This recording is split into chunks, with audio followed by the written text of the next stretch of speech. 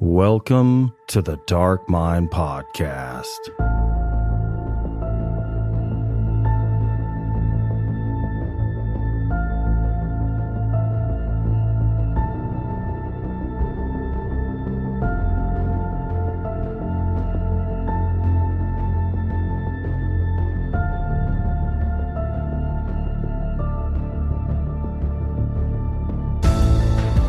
Friends and familiars, thank you for tuning in to another episode of the Dark Mind Podcast, where we explore the boundless realm of dark literature and film.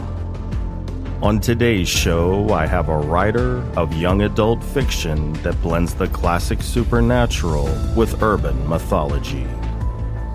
He's joining me today to discuss his debut novel entitled The Rising.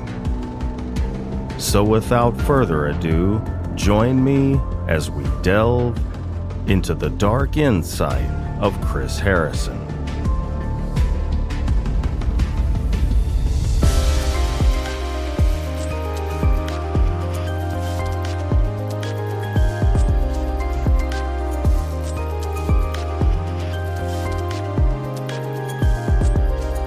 Chris, welcome to the show. Thanks for having me. Absolutely. Thank you for joining me on this 18th day of May 2024.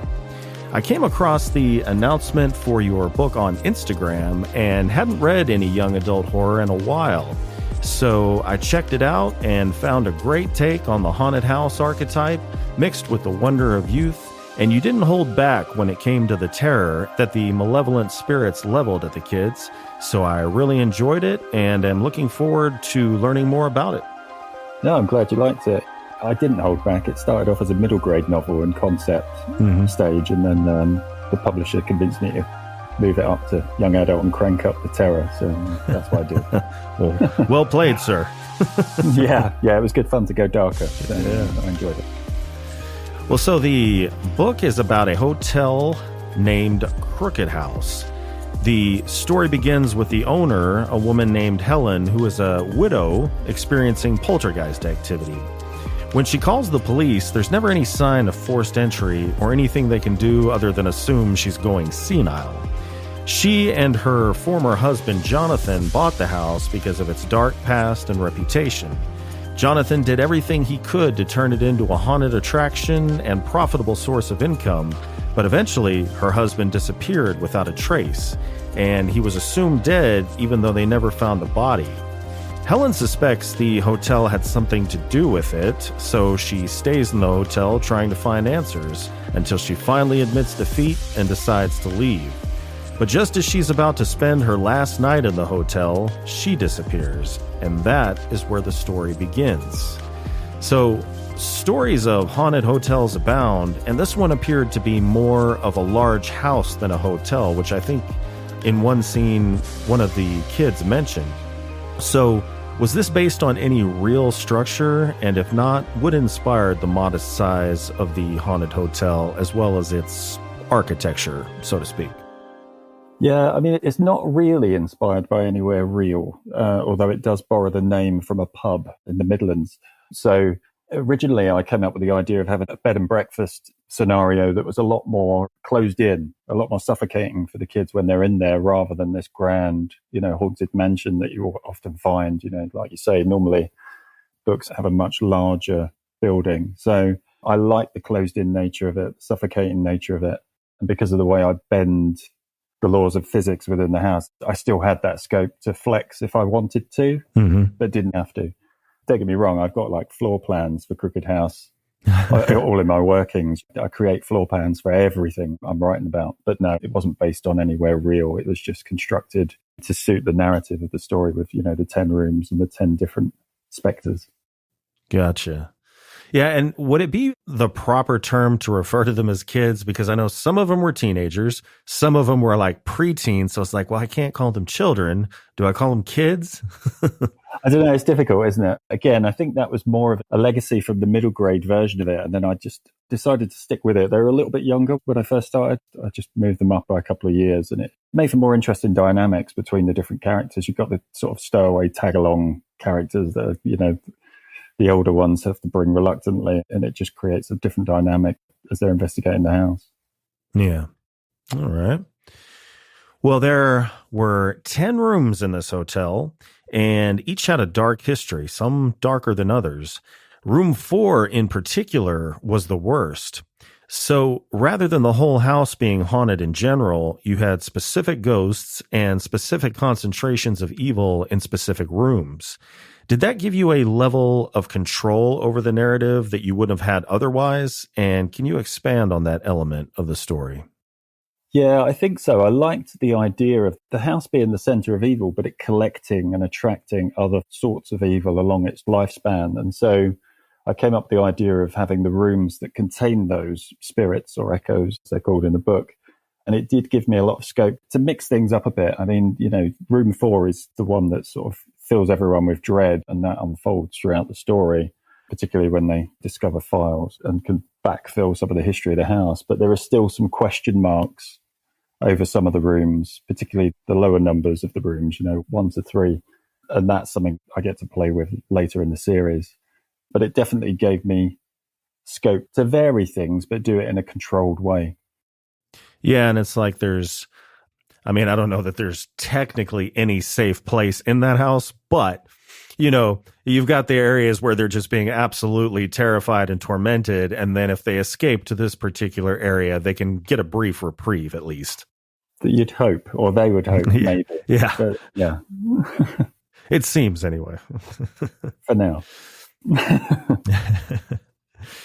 Well, the story involves 5 kids, a boy named Cain and his younger brother Zach, Cain's friend JJ, and Zach's friends Meridia and Izzy. So Cain fancied himself an online influencer, but things were not going so well until JJ shows up and brings up the story of Helen's disappearance at Crooked House. So with the plan of heroically getting to the bottom of Helen's disappearance by recording the exploration of Crooked House, they set off on an adventure. So I already kind of have my own answer to this question. I would say no, because of its ubiquity, if that's a word. But is it possible in this day and age to have a young adult story that doesn't involve some aspect of being an online influencer and even having a scene or scenario where they're doing some sort of live stream? Is the concept of being an online influencer so ubiquitous at this point that not having it in a young adult story wouldn't be authentic? That's an interesting question. I mean, my son's 12, so he's already, set up his YouTube channel and all of his friends. Mm-hmm. I think for me, it was less around keeping it authentic. For me, it was I needed to create a real reason for them to want to be in there in the first place and for them to have skin in the game. And because that's something that they've got their hearts set on in terms of having this influencer status and aspiring to be influencers, it gave them that motivation to stick it out and stay in there and see what they could find out. And obviously, by the time they've had their first sort of visit, they're too far in and they can't get out anyway. But it was really more of a device to get them in there and create some realistic motivation for them to go in there in the first place. I'm obviously sort of approaching 50 now. And when I was a kid, if there was a haunted house around the corner, which there was, bizarrely, I grew up around the corner from Green Street where the Enfield poltergeist famously occurred. I wouldn't have needed an excuse to go and investigate a haunted house at that age. But I think kids today, maybe, this whole crossing over with live streaming and creating an influencer status, it just adds a different level of motivation for them. So I tapped into that. Yeah, that's interesting that you bring that up, because you would have to come up with a pretty strong motivation for them to keep going back, or I guess to just go in the first place as far as they do without some sort of motivation. And what better motivation than fame, or dare I say narcissism? Exactly. Absolutely. And again, sort of referencing my son, that's all he watches are these people that are, up in their game, trying to outdo each other and attract more followers. So it was perfectly natural for Cain and JJ to be led that way and go, oh, there's a haunted house, let's go and explore it. Mm-hmm. So yeah, it worked from a plot perspective, from a motivation perspective, but it's not something that I continue on, as you'll find out in book 2. Yeah. Yeah, my niece has a YouTube channel and has way more followers than I do.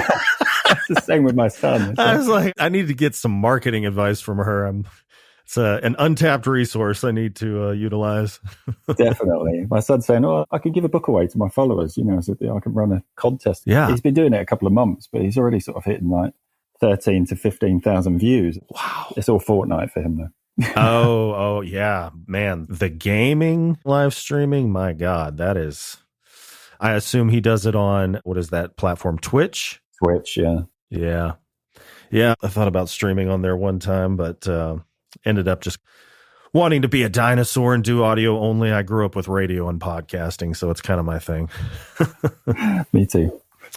Well, circling back to the book, Crooked House was well off the beaten path in a remote town called Cold Christmas.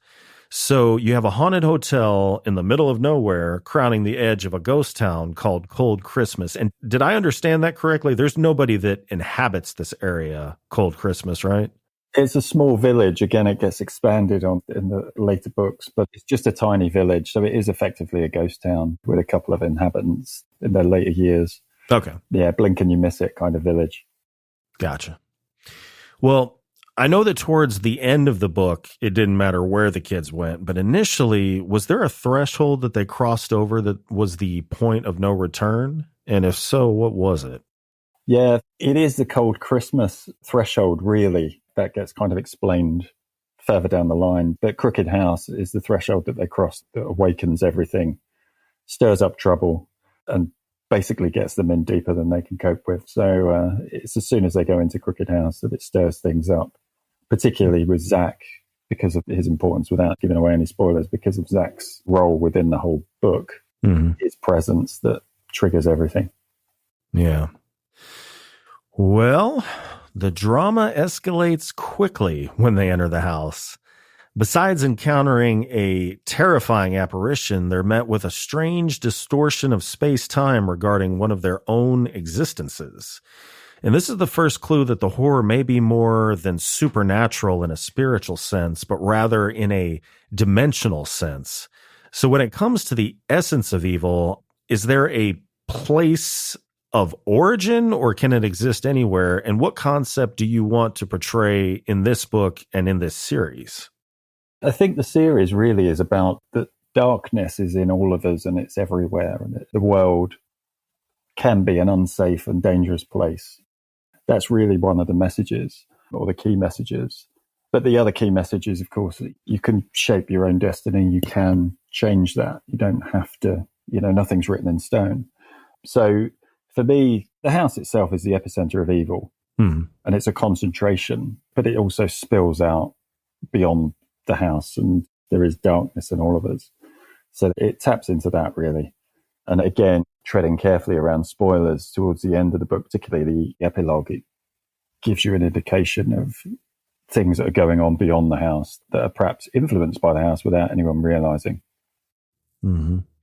Yeah, and it goes back to a certain level to a boy named Archie. I think that's as far back as it really kind of gets in depth.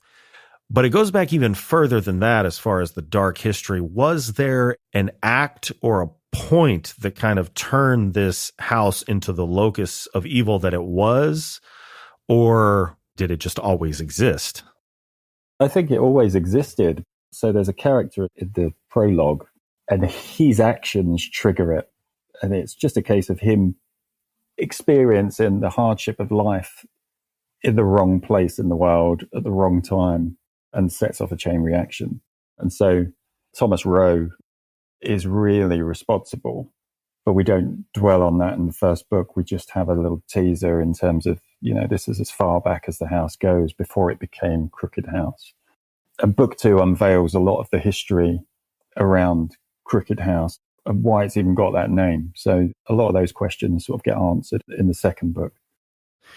So amazingly, the kids make it out of the house and head back to Kane's house to watch the footage that Kane shot.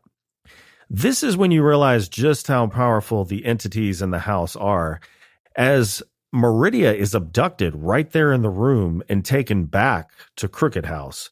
So it's funny when this happens, they're all at Kane's house.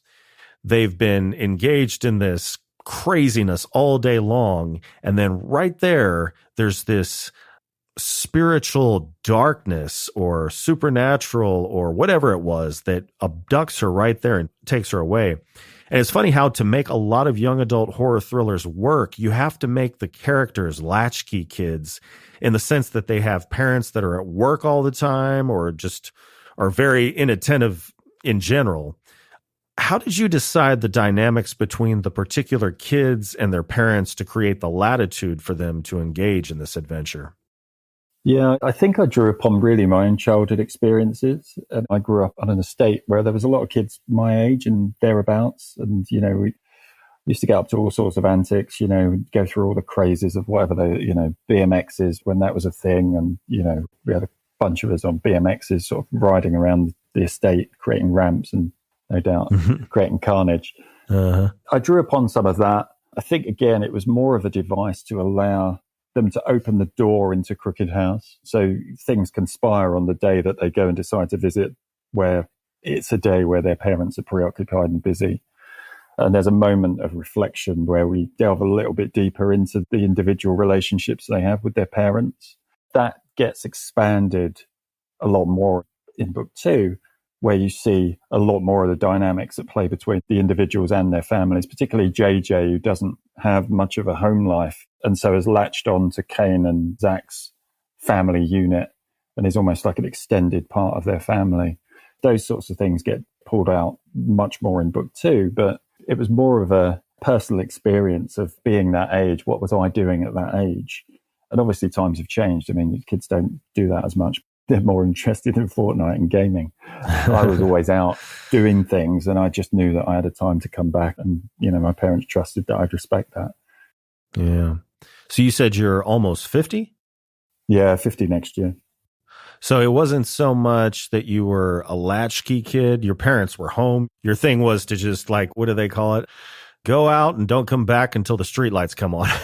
Pretty much. Yeah, that was it. I was always active and out doing things and exploring. And so I wouldn't have needed any influencer allure to go and investigate a haunted house. It was on my doorstep, that's for sure. So, I would have been out in the thick of it. And my parents and my friends' parents were never really aware of what we were doing unless, if we were out on bikes, we'd be out on a bike. Yeah. It was tapping into a bit of my own childhood and trying to merge that with, more contemporary living, really. But obviously things have changed since then. You don't see that so much, but it was kind of fusing the two. Gotcha. Well, the structure of the house had the ability to morph like a fun house, and the laws of physics could be bent and broken by both the ghosts and the kids. What were some of the things that were possible in the house that weren't possible in the mundane world?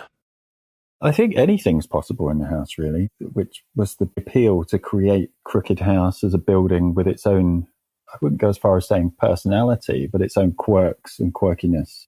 So it enabled me to tell stories from the perspective of the spirits that occupy the house, and you get a little insight into what their world's like. And ultimately, what I was trying to create was each room becomes almost like an expression of the spirit occupying it. So when we meet Jessica in the book, and she plays a part in the, the abduction, if you like, we see things through her eyes and we hear her story through her eyes. And so it gave me that opportunity to play around with the different personalities of the spirits and have them affect the house in a way to express themselves. And that to me was something that I hadn't seen before and I found interesting. Well, you had the awesome flair of epistolary fiction in the form of found files that were kept on the activity of every single room by Helen's husband, Jonathan. The files revealed the history, supernatural activity, and sometimes disappearances and deaths in those rooms. So do you think that the existence of found fiction elements affects the narrator in any way? And if so, can you kind of expand on that? Again, I think the found fiction elements were a way of telling the story of Crooked House and having the kids understand more about it beyond, the news article that they read that triggers them going to see it. was a good way for the reader then to understand just how deep they're into an evil place. This isn't just, a couple of ghost sightings in an old creaky house. This is something that's deep rooted and goes back a long time. So it gives a bit of validity to that. And I like using that device. I remember when I was a gamer, I used to play the Resident Evil games and things like that. And you'd often wander around and you'd find like diary extracts, invariably be someone who lived in that house losing their marbles over a period of time. And you'd put the diary extracts together. And I like the idea of the kids finding that to fill in the blanks for them, but also fill in the blanks for the reader as well, in terms of just how serious Crooked House is as a supernatural environment. Mm-hmm. Yeah. What prompted the question was, I know basically, I guess objectively, when you come across found files or anything like that in a book, it becomes the narrator. It's just kind of like a switchover. But since it's not the standard narrator that's been going throughout the book, it's just this new voice, so to speak, that's telling the story. I don't know. It's almost like the narrator is being violated in a way, or is being turned into an unreliable narrator, like it's being shown to be ignorant in some way. I don't know if that makes sense. It just kind of adds a creepy element. And to me, it's because it's in some way affecting the narrator. It's coming in as something separate, a separate voice. Yeah, it's a bit invasive, I guess. I liked the ability to create a character of the previous owner, who does sort of assume that narrator role, mm-hmm. and explain, in some circumstances, his naivety in terms of how he took the house lightly when he was, the owner. Yeah. So I quite enjoyed that, and sort of telling his story over a series of entries that span across the whole house and the different rooms. Yeah, he took a very, I guess it's because he had a bit of a profit motive in mind, but he did take a very cavalier attitude to some of the crazy stuff that was going on in that house. Yeah. Yeah, I think he was, I guess, an avid ghost hunter or a supernatural enthusiast. And so it plays to his kind of childish interest in the subject. Mm. He takes it very lightly indeed. So more of a childlike wonder that he's not grasping the gravity of the situation. By the time he does, it's too late. It's too far involved, isn't he? Yeah. Well, the history of Crooked House went back much further than the kids realized, as I alluded to earlier, and part of the story was revealed to them in a very disturbing puppet show put on by a nefarious ethereal puppet master. And the juxtaposition of innocence with evil is always a very compelling story element in my estimation. So was the point of the show to torment the boys, or was an innocent person attempting to communicate with them? And can you expand on that element of the story a little bit? Yeah, I think for me, it's a bit of both. So it's Jessica's way of explaining what's happened to her, and you get her story play out. But it's under the control of this sinister puppet master. Mm-hmm. And so everything's got this sort of creepy aspect to it. And so it serves as a way of telling the story from Jessica's perspective, but also scaring the crap out of the kids at the same time. Because Jessica herself is scary, she's a ghost. So by definition, she's scary. Yeah, or should be. Yeah. She's certainly not Casper the ghost, that's for sure. So there was this double purpose, really. And it was a way of the two sort of, although Jessica's able to tell her story, the fact that it's controlled by puppets is sort of conveying the fact that she's actually still controlled. She's still trapped in that house, and the creatures are still pulling the strings. Gotcha. Well, as the kids go through the files, they find out about all the issues and history involved with each room, but also find out about the ways that Jonathan is benefiting from the business the haunted elements are generating. So in kind of a young adult fashion, the question I have for you is, would you say Thomas is A, a good man, B, a bad man, or C, it's complicated? I think he's a good man. I think he's just a naive man who bought a hotel with a haunted reputation and completely underestimated how sinister that reputation really was. So I think he He had this idea of it being a haunted attraction that would attract people to stay and ghost hunt. And obviously it's surrounded by the woods and, it ticks all the boxes of a haunted environment. But I don't think when he bought it, he realized what he was getting himself into. Yeah. And by the time he does, like I said before, he's kind of too far involved to work a way out of it almost. He just can't come out of it. Mm. So, yeah, I think he's a good man in general. Well, hearkening back to the incident with Meridia getting abducted from Kane's bedroom, Kane uploaded the video to his online channel as a sort of insurance so that people would know where they went and what they were doing if anything happened to them. What they found is that they were getting comments from everyone that watched the video who were saying that they were now seeing dark figures materialize in their homes. So I asked about the ghosts operating in dimensional space. So I was wondering if you had a set of rules as to how they are able to operate in media space, like maybe the fiber optic cable involved in internet transmission. Yeah, I mean, it's interesting. So the creatures that appear in other people's rooms and other people's lives, I've watched that video, it's actually one specific creature, and that creature has that ability. It's very difficult to tiptoe around spoilers, isn't it? Yeah. But knowing who those creatures are, one of those creatures has a very specific meaning, if you like, and that enables him to do that. So he's almost like a plague. He can go anywhere he wants. So for me, it was just an opportunity for him to flex his credentials that, as one of the creatures. Again, it's really difficult not to give spoilers away. Well, yeah, like not to reveal the nature of this thing, but I don't know. I always find myself finding it more interesting when ghosts are translated into not even necessarily fringe science that's just so far out there, it seems fringe.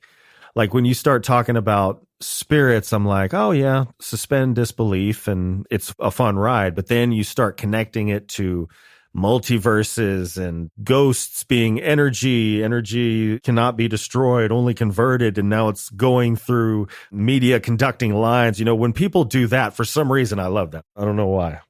So that particular entity is viral in nature, so it made sense for him to be able to do that and transfer irrespective of physical location.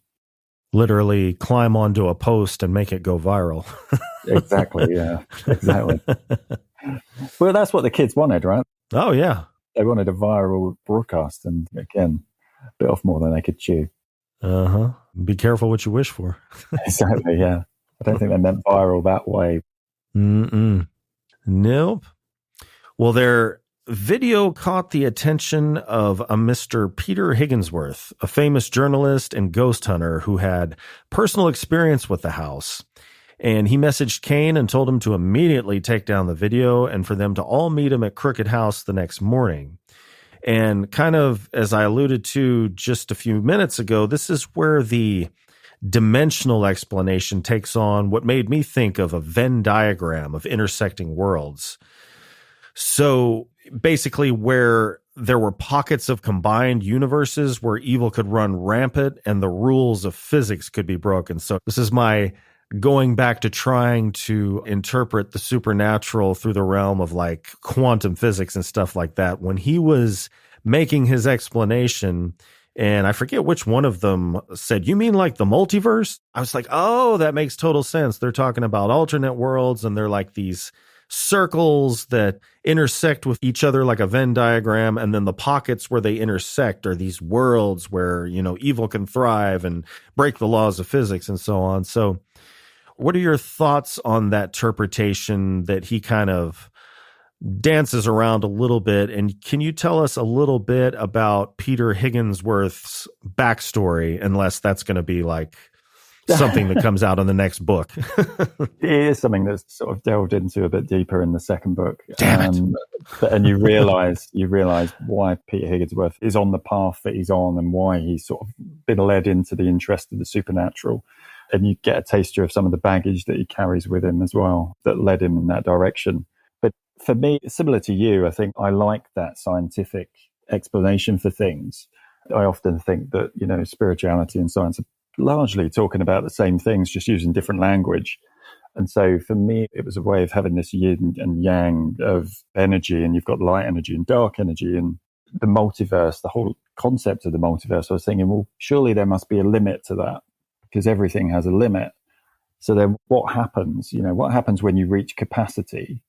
And so the idea is that this darkness takes over the lighter worlds and creates overall balance. So you have light and dark in individual universes, if you like, and then the multiverse as itself has light and dark parity. So Peter Higginsworth is kind of the one who explains all that in a simplistic way based on the fact that he's dealing with, preteens and early teens, and then gets stunned by the fact that Izzy just says, oh, yeah, like the multiverse, Mm. And so, it's an indication of Higginsworth's knowledge on the subject, because he connected to different characters. He connected to the original owners, and he's also connected to another character who's revealed later on in the book. And so, it's his first taste of Izzy, who's a bit of a child sort of genius in many ways, although very quirky in her own way. So Peter Higginsworth carries a lot of baggage that they don't realise in the first book, but in the second book, he gets put through the ringer. I mean, there's a spoiler for you. He gets absolutely put through the ringer, probably more so than any of the other characters. And you learn a lot more about him. Well, the way he's described is kind of this international man of intrigue, his refined nature. Was he based on even loosely based on any sort of archetype? Like, for some reason, Anthony Bourdain from Parts Unknown kind of popped into my mind. Originally, my original idea for Higginsworth was similar in nature to the Peter Vincent character in Fright Night. Okay. And so my original idea for him was this kind of, on the front of it, very knowledgeable and very assured, but underneath a complete coward. And then as I started writing, I thought, well, actually, the kids need leadership, and they need a responsible adult in all this, because their parents are obviously too preoccupied with whatever they're doing at the weekend.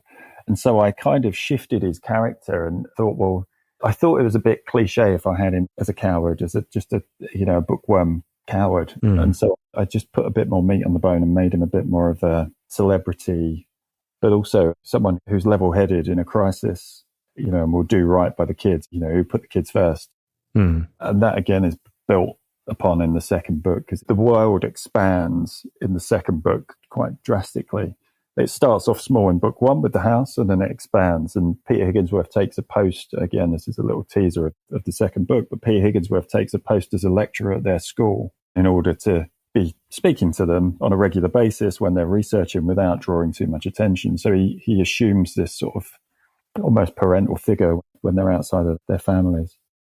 Okay. Well, towards the end, we find out something very interesting about Meridia and the reason for the current state of affairs in the world. And I am not going to go any further than that. So it's as though, like you were talking about earlier, it's as though religion is quantum physics disguised as a fairy tale, or I guess technically as what you said, spirituality and science are telling the same story, just different language. Was that what you said? Yeah. So if it's not too personal, are you religious, and do you believe in dispensationalism? And if so, can you expand on your beliefs a little? Yeah, I'm not religious, but I am spiritual. It's an interesting thing, isn't it? I see a spectrum, and at one end of the spectrum you've got science, and at the other end you've got spirituality. And I think many people have that in their life as a straight line, and if you plot them on a graph, they sit somewhere on that line. They're either closer to science or they're closer to spirituality, or some people are in the middle. I tend to sort of put myself in the middle and see that as often as two different angles talking about the same thing but using different language. And I have experience of growing up in a house that had quirks, not quite to the extent of Crooked House, but quirks all the same, and quite significant ones that, you couldn't dispute. So my belief is that there are things out there that we just don't understand, and that's because we haven't found the scientific language to explain them yet. It's not to say we won't, but it's just to say that we haven't right now. So I do think religion is something completely separate to that, though. And that, again, is a theme that pops up, particularly in the third book, which I'm working on at the moment. That comes through in that book in terms of it separates the spirituality from the religious aspect of it, in a way that's appropriate for young adults. It's not. Does that answer your question? Oh, yeah. Well, it was a great book, a fantastic piece of young adult horror that appeals to a younger audience, but will still terrify an old man like myself. So let me give my standard endorsement. Listeners at home, buy it, read it, and review it. Well, I understand that you have a new novel in the works that we've been alluding to about certain plot elements that weren't covered in this one will be exposed in the second one. Second book in the series entitled Night of the Witch. Can you tell us a little bit about this work? So the second book really focuses on a different room in the house, and it picks up a few weeks after the events of the first book, and you'll see the impact of the first book on the characters, and it's affected in different ways. As I said, it expands the universe a little bit. This is a sort of slow and steady universe build in terms of Crooked House and Cold Christmas and the connecting towns. So there are a lot more characters introduced in this that play different roles within the story that's being told. But ultimately, the threat in this book that the kids face is far worse than the first book, far more deadly, and doesn't rely on the threshold of Crooked House. It's not contained. It's something that can get them anywhere. So it's a lot darker in tone as well, which has been quite interesting and fun to write.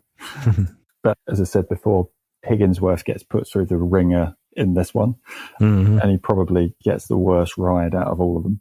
But it does introduce different characters, and you start to see their school life. You start to see where the involvement with JJ's mum and her commitments with the hospital. You start to see some of those other relationships sort of play a bigger part, and particularly with Meridia and her mum, and you understand what's happened in her past. So, yeah.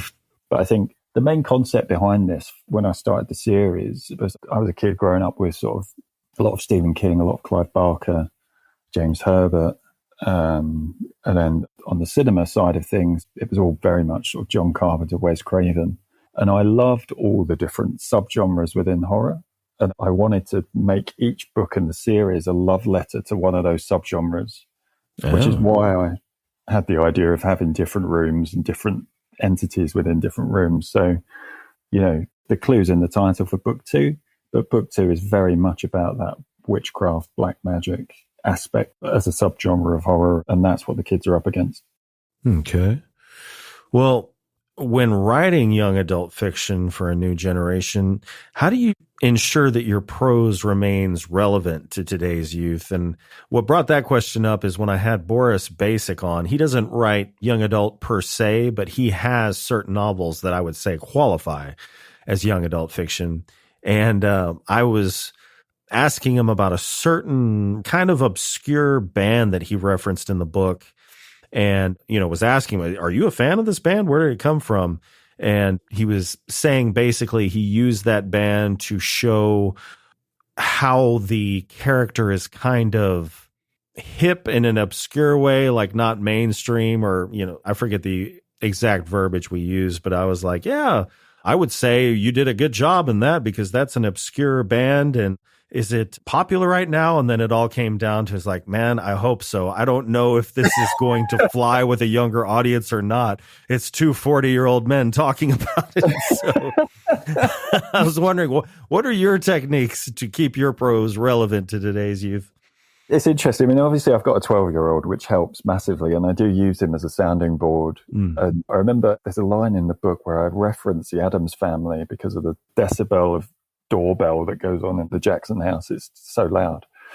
And originally I referenced the Munsters, and my son looked at me and went, who are the Munsters? And I went, right, okay. That's got to be Addams Family then. So I use him as a sounding board quite a lot. Outside of writing, I coach basketball. So I coach 2 teams, the local regional teams, that are under 12s and under 14s. So I'm constantly ear to the ground in terms of, right, what are they talking about? What's going on in their world that, to make my material relatable. So I'm kind of testing it out on kids of that age just to make sure it is still relevant, and then hoping that it hits with the older kids as well.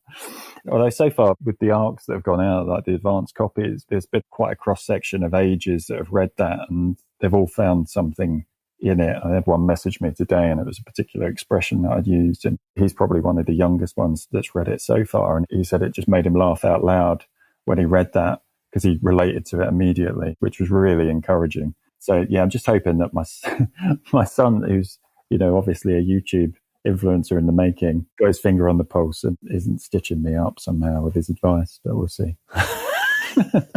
He wouldn't do that, would he? No. Joke's on you, Dad. Yeah. Well, that stuff I told you was wrong. Yeah. So I do work with the kids, and that helps a lot. And as I say, I'm just constantly testing it with different people from different backgrounds. Yeah, well, I guess in your case with the Addams Family, you got lucky that there was that series Wednesday with, was it Jennifer Ortega, I think? Yeah. My son loved it. It was fortuitous. Yeah, so I was like, right, Addams Family, But it does show you, I mean, it's interesting seeing some of the things that were kind of staples when I was a kid that, my son's never even heard of. And the third book, the one that I'm writing now, if A Nightmare on Elm Street and The Wicker Man had a baby, it would be book 3. And I guess if The Godfather was Dexter Morgan, it's got a bit of Wicker Man and a bit of Nightmare on Elm Street in it. But when I was trying to explain that to my son, he didn't know who Freddie was, which was kind of reassuring. But there's some sort of household names from when I was a kid that just disappeared now, and they're in that file with the monsters. Who were they then? Mm-hmm. Yeah, my wife is... I hate to belabor this point, but it's just funny. My wife is much younger than I am, and I can't count the number of times she's come to me talking to me about this great song. And I'm like, yeah, that's a cover of a song from the 80s. Yeah. And then I'll let her listen to the original one, and she'll be like, that is god awful. Yeah, I see that quite a bit, especially with Fortnite, that whole Fortnite culture. My son was sort of walking around the house singing Rick Astley. No. Where did you get that from? And it was Fortnite. And I was like, wow, that's a blast from the past. Somebody got rickrolled on Fortnite. Yeah, exactly. Yeah. Crazy. Well, your book was my first foray into the realm of Wicked Ink Publishing. Can you tell me a little bit about them, and how has it been working with them? Because, I mean, there's plenty of good presses out there, but they have their stuff together as far as the arcs, the website. I'm assuming they have something to do with the covers, which are super nice. So I love those guys. They're great. And I was lucky when I went out with the first book. I had a few offers, but I always wanted to go with Wicked Ink. And so when they said yes, I was over the moon. And they've just been an absolute dream to work with, right through the editing stage. Bearing in mind, I'm a first-time author, so it's new to me. They've been super supportive throughout, always at the end of a call, should I need it. And yeah, I can't speak highly enough of them. They've just been fantastic. So absolute joy to work with. Obviously, the first book now is at ARC stage, and it's a month from being released. The second book's in the bank and done and has gone through all the editing process, and that gets released in October. And then I've got a couple of months left to finish off book 3. They're constantly checking in with me to make sure that I'm okay and that I'm managing the workload okay. And they're just a joy to work with. Brilliant guys. That's all I can say. Shout out to Wicked Ink. Are they based in the UK or? No, they're based in Canada. In Canada. Okay. So much like we've done today, we have to juggle sort of time zones and things like that when we're catching up. But they're just fantastic. Often I'll get a note in the middle of the night and then I'll respond in the morning. Yeah. I've had so many interviews, I guess, mainland Europe lately that I think is 7 hours ahead. Is that, I think maybe that's listeners, live listeners and listeners at home. I mistook the time zone by 1 hour. So Chris was kind enough to start an hour earlier to accommodate my schedule. So I now know UK is 6 hours ahead from Central. So it's documented. Well, your bio mentions that you graduated from Middlesex University with a degree in film and that you have previous experience in writing for film and education. How was the transition for writing from film to novels? And I mean, I'm assuming screenplays, or was it something different? Yeah, screenplays. So I co-founded a production company when I came out of university, and I co-wrote with one of the other founders a number of films. Originally, we started with shorts and we put those into festivals, and then we ended up with a feature that did pretty well in the US. It was a found footage horror, but I enjoyed the writing process and I wasn't so enamored by the production process, which is odd because I'm a huge film fan, but I don't know. It just didn't really appeal to me. I like the creative process of writing. So I took a step back from that and after the feature, and then I ended up doing a lot of educational writing on the business front. So I owned a business consultancy and I ended up with a column writing about business practices and how to create good cultures in businesses and things like that. So again, that was a very different tone of voice, telling business owners how to get better, creating good environments for their workers. And for about 10 years, all I read was nonfiction as well during that period, because I was just reading, psychology, business books, all these different things, and drawing from all this different information that was out there. But I'd always wanted to write a novel. I'd always wanted to write fiction. And it was only natural for me to sort of fall into horror. It followed me from early childhood, really, thanks to my dad.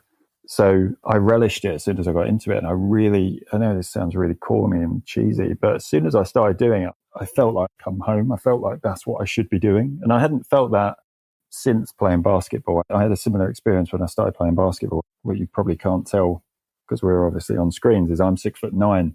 So I had these... What? Yeah, so I had this sort of natural attributes for basketball, but didn't play until I was sort of 16, 17. And as soon as I started playing, I loved it and fell in love with it. And then I ended up doing it professionally. But I had that same feeling as I started writing, as I started planning Crooked Tales.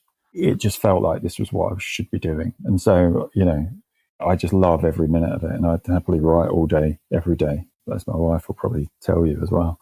But yeah, it was a bit of a transition, as I say. Film is very different because you're dealing with the whole visual aspect and you're thinking much more about dialogue, which comes in handy because I find dialogue a lot easier when I'm writing the series of books at the moment. I sort of speed through the dialogue, the first drafts of dialogue. But yeah, the education stuff was fun, but you can't really express your personality in that so much. It's more difficult because you're trying to be a bit more scientific. This is how you build a culture and whatnot. So this is just playing to all my creative strengths, and I love it. Yeah, some things you made me think about, like as far as not liking the production process. I imagine if you have a cohesive crew that you work with on a regular basis and have reasonable actors, that, it's probably not too bad, but otherwise it's probably like herding cats. And I don't know how structured you are with your novels, but if you don't want to be structured, you have the latitude to pants or, do whatever. But I think it's pretty much, you have to stay within the structure of a screenplay, correct? Yeah, correct. Yeah. And it's very regimented, which I didn't mind. I just wasn't that interested in it. I mean, I'd go to set sort of casting sessions. I'd often wander around on set sometimes just to see how things were translating. But it's just an interesting process because you write something and then you let a director interpret that. And sometimes that gets lost in translation.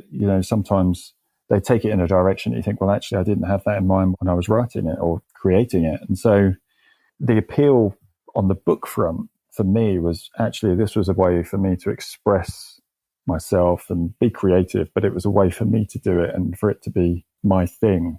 And, another sort of shout out to Wicked Ink. I mean, they've been massively helpful in helping me find that voice and, develop that voice. But it was something that appealed to me more, I think. It was just doing something that was contained, that I had full artistic sort of control over. Yeah, don't have to worry about a budget. Yeah, true. Yeah. Good luck making. You can make. Yeah, you can blow all the shit up you want. Yeah, exactly. Yeah, there's no limits. There's just no limits. So, that appealed to me. Yeah. That's not to say I didn't have a good time. I did. It was good fun, but I think it just ran its course. Well, what is the biggest benefit that you get from writing, personally? I think a lot of it is just interpreting things that are going on in the world in a way that I've always liked, putting different slants on things. So, you kind of mentioned world events referenced in the book, and some of the things that we're experiencing in the world right now are pretty scary and unsettling and uncertain. And I like putting spins on those sorts of things and crafting stories from those things that are going on in the real world. And that, I think, is a way of almost flexing my creative muscles in terms of, right, how can I take that mundane thing and then make that into something that's really interesting or really scary, or it's going to, get under people's skin. And I like that aspect of it. So, I think for me, that's part of it. And the other part is the character creations. I just love creating these characters and developing their arcs and taking readers on a journey with those characters. I wanted to create people that readers would care about. I didn't want to create characters that weren't realistic in their behavior.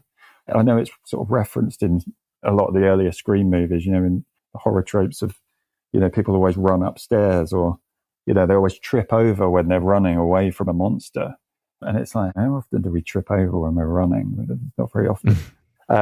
So I just enjoy creating more realistic characters who behave in an authentic way when faced with things that are supernatural or unbelievable.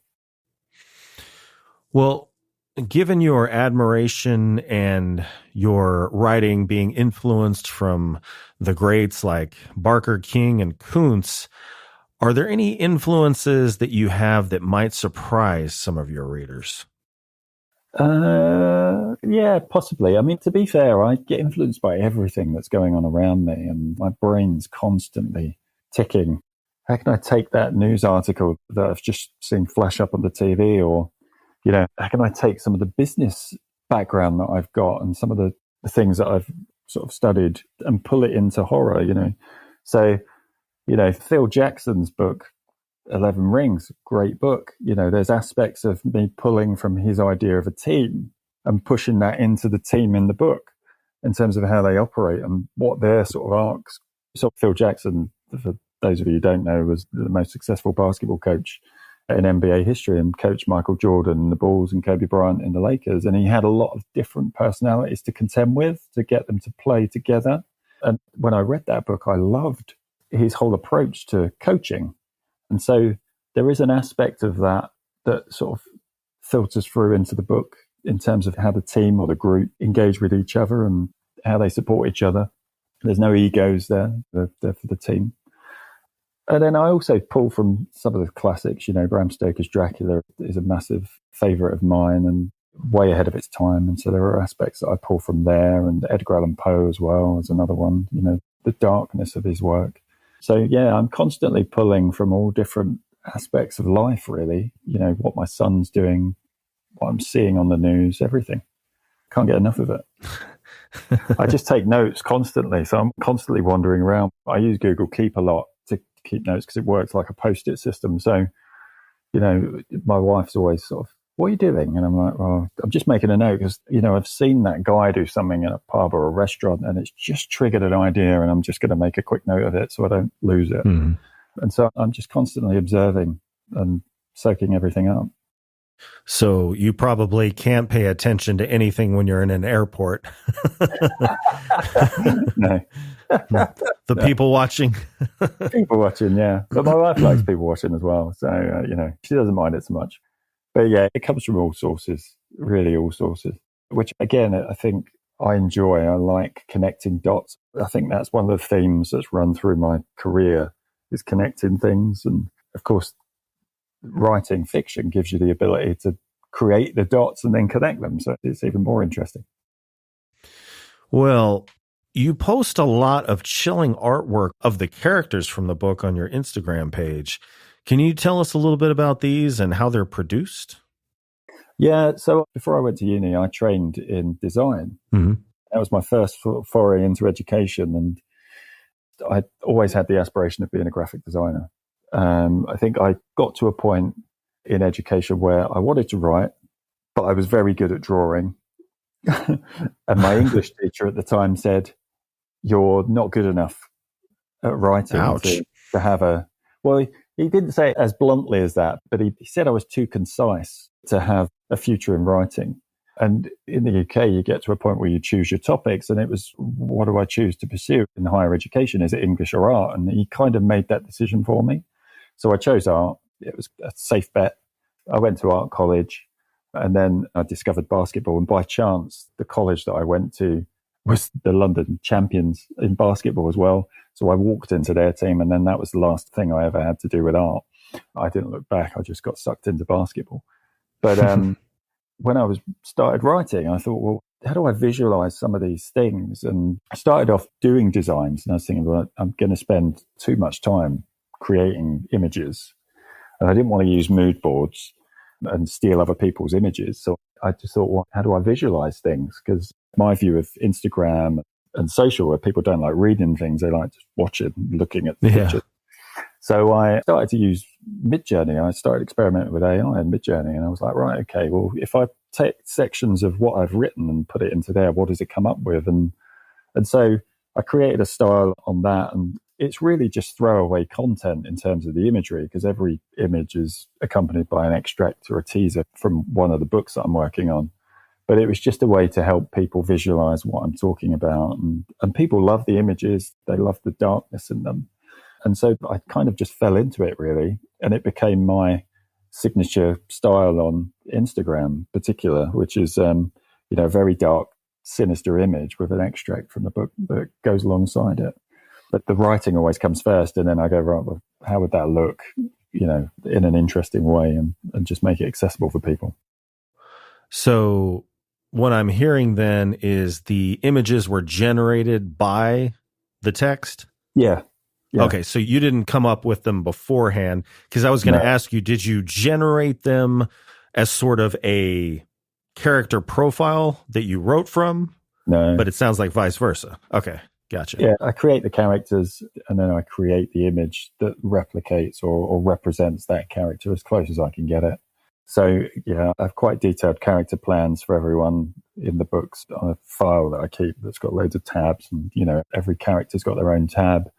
Once I've created an image, I will stick it there as a reminder, but generally I just go by the written description of them. Because again, I kind of keep those records more to keep myself honest and make sure I don't contradict myself. Like, say someone's got blue eyes in one book, and then in the next book they've got green, or they're left-handed and then suddenly they're right-handed. So I just keep all of those descriptions down. And as I build out the character, I add that to that document. So then when I need to go back and check something, I can say, all right, okay, Kane, has got this color hair, is this height, this is his interest, these are his traits. And I just keep it as a sort of, it's an iterative process in terms of building that character. Well, what kind of writing schedule did you keep when you were writing this novel? So, yeah, I mean, the first novel I wrote pretty much flat out, probably 10 hours a day. Wow. Did it in about, I think I did the first draft of it. The first draft that I submitted was done in about 6 weeks. Uh-huh. But it was shorter then, it was a middle grade book, and we pushed it out. But now I use time blocking. So I have other commitments and other interests that I pursue, which help feed into the whole creative process. But generally I'm sort of 3 to 4 days a week, 9 to 5 writing. Okay. And everyone, my son, my wife, they know I still have client work that I do and dip into. Everyone who I'm dealing with knows that they're my writing days, and they just basically leave me alone. Okay. Yeah, you talk about 10 hours a day. I mean, there's binge watching and I guess binge writing. It was bizarre. It was just spewing out of me. I couldn't stop it, and I loved it. So, my wife would be sitting here watching TV, and I'd just be sitting there next to her writing, and loved it. Absolutely loved it. Awesome. Well, let's see here. Do you require a certain atmosphere to write? I mean, other than people leaving you alone, do you? Yeah. No, not really. I don't tend to listen to anything, music or anything like that. I just tend to sit and I'll move around. Sometimes I'm in the living room. Sometimes I'm in the office. Sometimes you'll find me in the kitchen, not at parties. But sometimes you'll find me in the kitchen just writing. And so I don't really require any kind of atmosphere as such. No, I just get on with it. And I know where everything's going, and I just keep shaping it until it's in a position where I'm happy with it. Gotcha. Well, is there anything you do outside of reading that you feel makes you a better writer? I think I just pay attention, I think. I spent a fair bit of my education studying psychology and social sciences. So I've always been interested in people. But I guess I just pay attention to what's going on, and that helps me understand and empathize with different situations that are going on in the book. I think that's pretty much what I do. I mean, I have other interests outside of the writing side. As I said before, I coach basketball, and, I remember there's this sort of concept that you always get these moments of clarity when you're disconnected from what you're meant to be doing, like click moments, like you'll get an idea pop into your head when you're having a shower, or, when you're out walking a dog or whatever. And so I'm just always open. I think that's the thing that I try to do, is just stay open and pay attention. And a lot of that feeds into the writing. Well, is there anything you avoid because you feel it stifles your creativity? I think if my son's gaming and he's chatting to his friends, I tend to then move into a different room. There's a sort of a level of noise that I can cope with, and then there's a level that I can't. And probably when he's talking smack, right? Yeah, exactly. Like when he's beating somebody. when he's schooling someone on Fortnite. I don't really want to be around that. Generally, I know I did a lot of work when I was in the consultancy space. I did a lot of work on willpower and the impact of willpower on your ability to make decisions. And so I know that I'm better and I'm more creative in the morning in terms of from a writing perspective. And so I tend to work around that.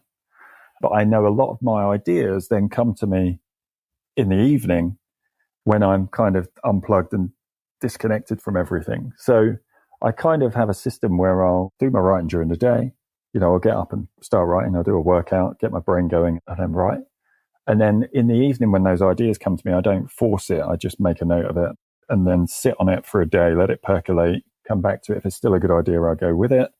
And that process seems to work for me. I think I read once that Stephen King said the best way to immortalize bad ideas is for a writer to keep a notebook or something along those lines.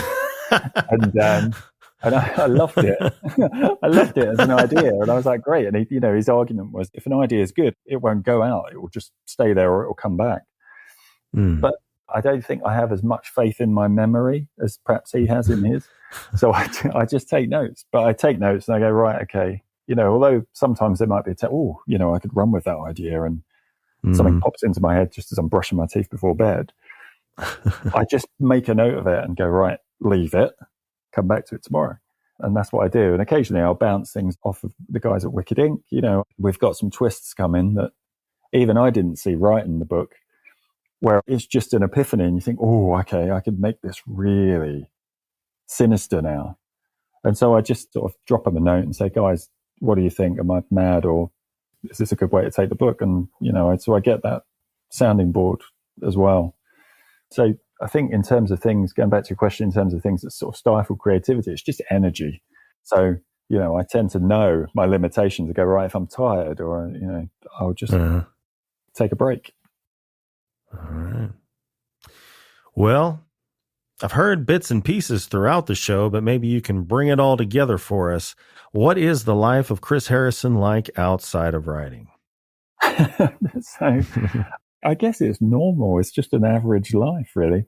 I do spend a lot of time writing. I've got a wife and a son who, we spend a lot of time together in terms of doing family things. We're very fortunate to live 5 minutes away from the beach here in Bournemouth. So, we often go for walks along the beach. We're foodies, so we do eat a lot and go and explore different cuisines. And then at evening time, it's sort of family time, really, which is another reason why I don't really intrude on the family time. I try to write 9 to 5, 9 to 6. And then, by the time my son's home from school, he's beaten all of his friends at Fortnite.